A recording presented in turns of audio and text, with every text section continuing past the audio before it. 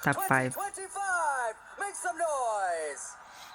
Here we go. Philippines, Thailand, Tanzania, Starting off.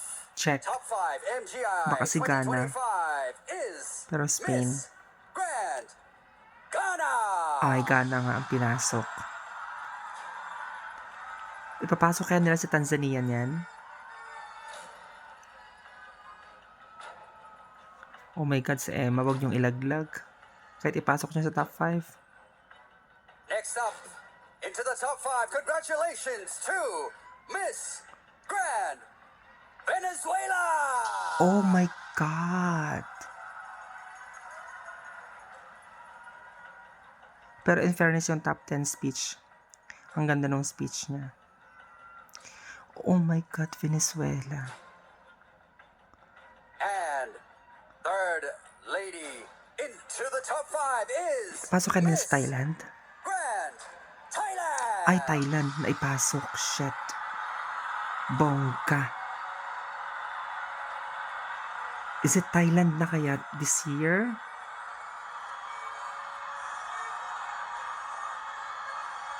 Pak. Oh, go girl. Oh my God. And fourth contestant into our top 5 is Miss Iuli na si Grand Philippines. Spain. Oh my God, isa na lang. Shoota.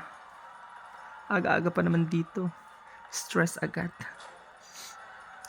Oh my God, si Czech Republic hindi And pinasok. The Philippines. final contestant into our top 5 MGI 2025 is Ilaglag kaya nila si Miss Emma? Grand Philippines. You cannot. Oh my God. Hindi nyo pwedeng ilaglag si Emma sa top 5. Punyeta kayo.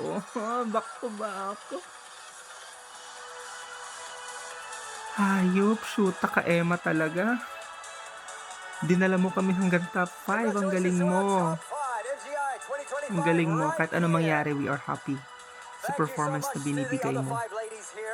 Punyeta ka talaga, Emma. Ang galing mo. Awarded the place in the MGI team as 5th runners-up of MGI this year. Fantastic performances here.